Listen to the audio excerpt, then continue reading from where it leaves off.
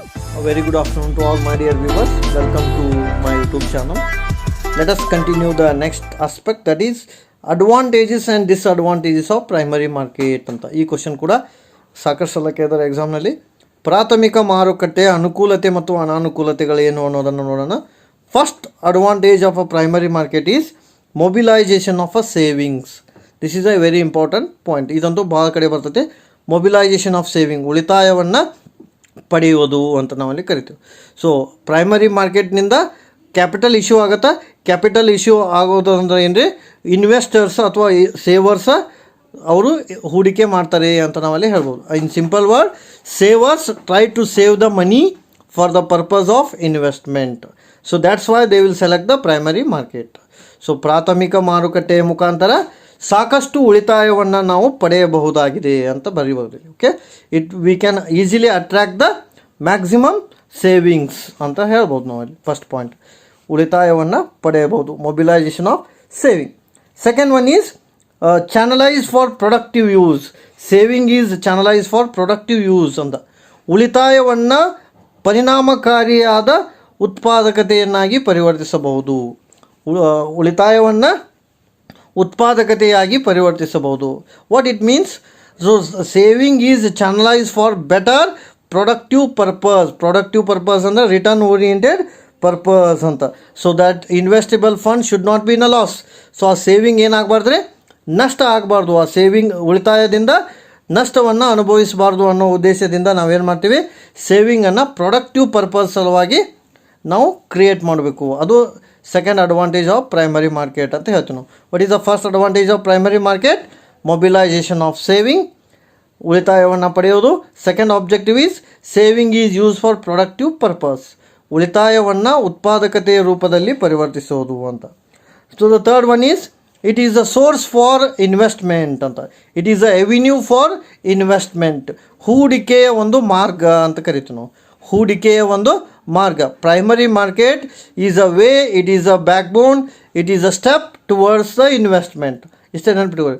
ಹೂಡಿಕೆಗೆ ಸೂಕ್ತ ಮಾರ್ಗ ಅಥವಾ ಸೂಕ್ತ ದಾರಿ ಯಾವುದು ಅಂದರೆ ಪ್ರಾಥಮಿಕ ಮಾರುಕಟ್ಟೆ ಅಂತ ನಾವಲ್ಲಿ ಕರಿಬೋದು. ಪ್ರಾಥಮಿಕ ಮಾರುಕಟ್ಟೆಯು ವಿವಿಧ ಹೂಡಿಕೆದಾರರಿಗೆ ಒಂದು ಸೂಕ್ತವಾದಂಥ ಅವಕಾಶವನ್ನು ಕೊಡುತ್ತದೆ. ಆ ಸೂಕ್ತವಾದ ಅವಕಾಶ ಎದಕ್ಕಿರತ್ತಂದ್ರೆ ಹೂಡಿಕೆಯನ್ನು ಮಾಡುವುದಕ್ಕಾಗಿ. ಸೊ ಹಂಗಾಗಿ ಏನು ಪಾಯಿಂಟ್ ನೆನಪಿಟ್ಕೋಬೇಕ್ರಿ ಇಲ್ಲಿ? Avenue for investment. ಹೂಡಿಕೆಗೆ ಸೂಕ್ತವಾಗಿದೆ ಅಂತ ಬರೆದ್ರೆ ಸಾಕು. ಹೂಡಿಕೆಗೆ ಸೂಕ್ತ ದಾರಿಯನ್ನು ಮಾಡಿಕೊಡುತ್ತದೆ. So avenue for investment. Then next advantage of a primary market is supply of a huge fund ಅಂತ ಕರಿತೀವಿ ನಾವು. Next advantage of a primary market is supply of a huge fund. ಹೆಚ್ಚು ನಿಧಿಯನ್ನು ಪೂರೈಕೆ ಮಾಡುತ್ತದೆ ಅಂತ. So the name itself indicate that the primary market is issued for the first time to the public. When they are issuing first time to the public, the price of a security is very less. When the price of a security is very less, maximum people is able to purchase the share.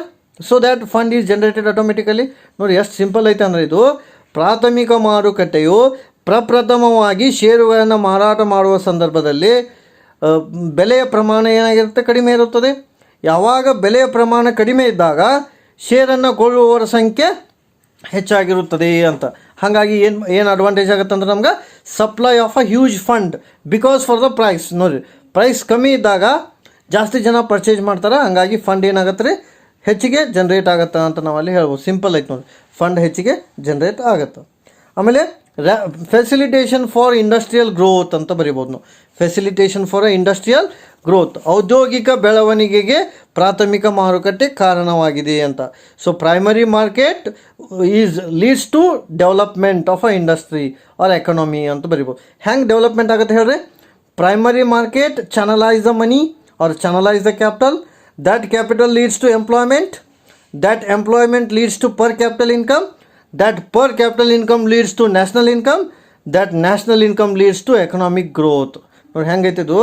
ಪ್ರಾಥಮಿಕ ಮಾರುಕಟ್ಟೆ ಬಂಡವಾಳವನ್ನು ಕೊಡುತ್ತದೆ. ಬಂಡವಾಳವು ಹೂಡಿಕೆಯಾಗುತ್ತದೆ. ಹೂಡಿಕೆಯು ಕಂಪ್ನಿಯನ್ನು ರಚಿಸುತ್ತದೆ. ಆ ಕಂಪ್ನಿಯು ಉದ್ಯೋಗವನ್ನು ಸೃಷ್ಟಿಸುತ್ತದೆ. ಉದ್ಯೋಗವು ತಲಾ ಆದಾಯವನ್ನು ಕೊಡುತ್ತದೆ. ತಲಾ ಆದಾಯವು ರಾಷ್ಟ್ರೀಯ ಆದಾಯವನ್ನು ಕೊಡುತ್ತದೆ. ರಾಷ್ಟ್ರೀಯ ಆದಾಯವು ಆರ್ಥಿಕ ಬೆಳವಣಿಗೆಗೆ ಕಾರಣವಾಗಿದೆ ಅಂತ ನಾವಲ್ಲಿ ಹೇಳ್ಬೋದು. ನೋಡಿ, ಒಂದು ಪ್ರೈಮರಿ ಮಾರ್ಕೆಟ್ನಿಂದ ಎಕನಾಮಿಕ್ ಗ್ರೋತ್ ಹೆಂಗಾಗತ್ತೆ ಅಂತ. ಆಮೇಲೆ it is help for expansion and upgradation of technology ಅಂತ.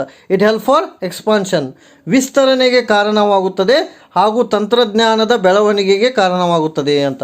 So what is the advantage of a primary market? Expansion and upgradation of technology. ವ್ಯವಹಾರದ ವಿಸ್ತರಣೆ ಸಾಧ್ಯವಾಗುತ್ತದೆ, ಆ ವ್ಯವಹಾರದ ವಿಸ್ತರಣೆ ಜೊತೆಗೆ ಉತ್ತಮ ತಂತ್ರಜ್ಞಾನವನ್ನು ಅಳವಡಿಸಿಕೊಳ್ಳುವುದು ಕೂಡ ಸಾಧ್ಯವಾಗುತ್ತದೆ ಅಂತ ನಾವಲ್ಲಿ ಹೇಳ್ಬೋದು.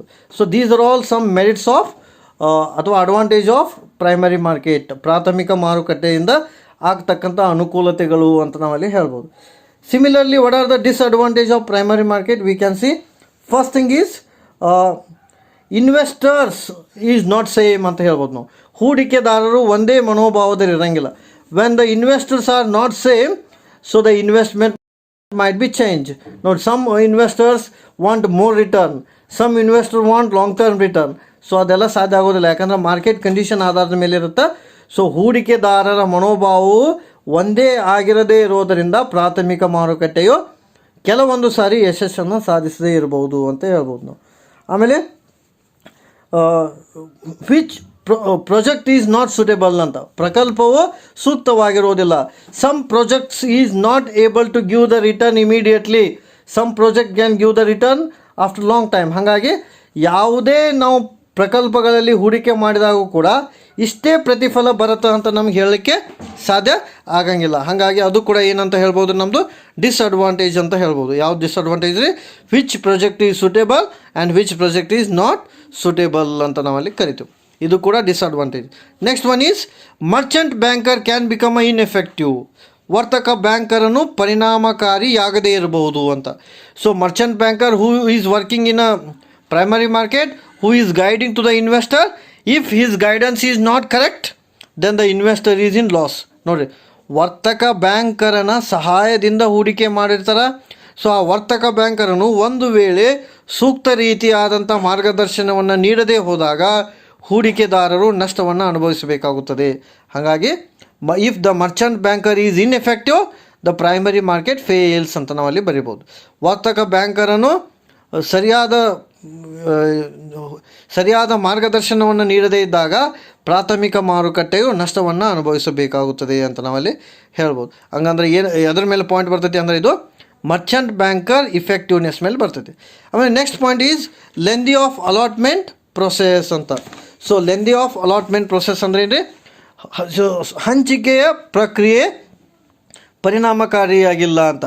So while distributing the security we are not following any proper way ಅಂತ. ಸೊ ಡಿಸ್ಟ್ರಿಬ್ಯೂಷನ್ ಏನಾಗತ್ತೆ ರೀ? ಇಂಬ್ಯಾಲೆನ್ಸ್ ಆಗುತ್ತೆ, ಹಂಚಿಕೆಯು ಅಸಮತೋಲನದಿಂದ ಕೂಡಿರುತ್ತದೆ ಅಂತ ನಾವಲ್ಲಿ ಹೇಳ್ಬೋದು. ಸೊ ಪ್ರಾಥಮಿಕ ಮಾರುಕಟ್ಟೆಯ ಸಲಕರಣೆಗಳು ಅಸಮತೋಲನದಿಂದ ಕೂಡಿರಬಹುದು ಅಂತ. ಆಮೇಲೆ individual investor hesitate to invest in a share ಅಂತ. This is also a disadvantage. Last point, individual investor hesitate to invest in a share ಅಂತ. ವೈಯಕ್ತಿಕ ವ್ಯಕ್ತಿಗಳು ಷೇರಿನಲ್ಲಿ ಹೂಡಿಕೆ ಮಾಡಲು ಮುಂದೆ ಬರದೇ ಇರಬಹುದು ಅಂತ ನಾವಲ್ಲಿ ಹೇಳ್ತೀವಿ.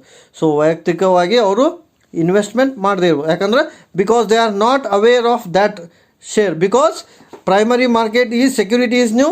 When the security is new, nobody have the 100% assurance that they are supposed to invest it ಅಂತ. ಯಾವಾಗ ಯಾವುದೇ ಒಂದು ಕಂಪ್ನಿ ಅಥವಾ ಸಂಸ್ಥೆ ಹೊಸದಾಗಿರುತ್ತಾ, ಆ ಹೊಸದಾಗಿ ಇದ್ದಂತಹ ಸಂಸ್ಥೆಯ ಮೇಲೆ ಸಾರ್ವಜನಿಕರ ನಂಬಿಕೆ ಸ್ವಲ್ಪ ಕಡಿಮೆ ಇರುತ್ತೆ. ಹಾಗಾಗಿ ನಂಬಿಕೆ ಕಡಿಮೆ ಇದ್ದಾಗ ಅವರು ಹೂಡಿಕೆ ಮಾಡುವ ಪ್ರಮಾಣ ಕೂಡ ಕಡಿಮೆ ಆಗಬಹುದು ಅಂತ ನಾವು ಹೇಳ್ತೇವೆ. So let us discuss one by one in brief. Main point I will explain. First, advantages of primary market ಏನು ಹೇಳಿವೆ ಅಂದರೆ ಮೊಬಿಲೈಜೇಷನ್ ಆಫ್ ಸೇವಿಂಗ್ ಅಂತ ಇದೆ. First point is mobilisation of saving, ಉಳಿತಾಯವನ್ನು ಪಡೆಯುವುದು. Next, saving is converted for productive use, ಉಳಿತಾಯವನ್ನು ಪರಿಣಾಮಕಾರಿಯಾಗಿ ಪರಿವರ್ತಿಸುವುದು. ನೆಕ್ಸ್ಟ್, ಎವಿನ್ಯೂ ಫಾರ್ ಇನ್ವೆಸ್ಟ್ಮೆಂಟ್, ಹೂಡಿಕೆಗೆ ಯೋಗ್ಯ ಪ್ರತಿಫಲವನ್ನು ಒದಗಿಸುತ್ತದೆ. ಸಪ್ಲೈ ಆಫ್ ಹ್ಯೂಜ್ ಫಂಡ್, ಹೆಚ್ಚು ನಿಧಿಯನ್ನು ಪೂರೈಕೆ ಮಾಡುತ್ತದೆ. ಇಂಡಸ್ಟ್ರಿಯಲ್ ಗ್ರೋತ್, ಔದ್ಯೋಗಿಕ ಬೆಳವಣಿಗೆಗೆ ಕಾರಣವಾಗಿದೆ ಅಂತ ನಾವಲ್ಲಿ ಹೇಳ್ಬೋದು. Expansion and upgradation of technology, ವಿಸ್ತರಣೆ ಮತ್ತು ತಾಂತ್ರಿಕ ಬೆಳವಣಿಗೆ. ಇವೆಲ್ಲ ಏನು ರೀ? Advantage of primary market. Next, disadvantage number 1, investors are not same, ಹೂಡಿಕೆದಾರರು ಒಂದೇ ರೀತಿ ಇರೋದಿಲ್ಲ. Next, project is not proper, ಪ್ರಕಲ್ಪವು ಸರಿಯಾಗಿ ಇರುವುದಿಲ್ಲ. ಮರ್ಚೆಂಟ್ ಬ್ಯಾಂಕರ್ಸ್ ಆರ್ ಇನ್ಎಫೆಕ್ಟಿವ್, ವರ್ತಕ ಬ್ಯಾಂಕರರು ಪರಿಣಾಮಕಾರಿಯಾಗಿ ಇರುವುದಿಲ್ಲ. ಲೆಂದಿ ಅಲಾಟ್ಮೆಂಟ್ ಪ್ರೊಸೆಸ್, ಬಹಳಷ್ಟು ಪೂರೈಕೆಯ ಪ್ರಕ್ರಿಯೆ ಅಥವಾ ಪೂರೈಕೆಯ ಪ್ರಕ್ರಿಯೆಯು ಸೂಕ್ತವಾಗಿರುವುದಿಲ್ಲ ಅಂತ ನಾವಲ್ಲಿ ಹೇಳ್ಬೋದು. Individual investor not interested to invest in a share. Individual investor not interested to invest in a share. ವೈಯಕ್ತಿಕ ಹೂಡಿಕೆದಾರನು ಷೇರಿನಲ್ಲಿ ಹೂಡಿಕೆ ಮಾಡಲು ಮುಂದೆ ಬರದೇ ಇರಬಹುದು. ಇವೆಲ್ಲ ಏನ್ರಿ ಡಿಸ್ಅಡ್ವಾಂಟೇಜ್ ಆಫ್ ಪ್ರೈಮರಿ ಮಾರ್ಕೆಟ್ ಅಂತ.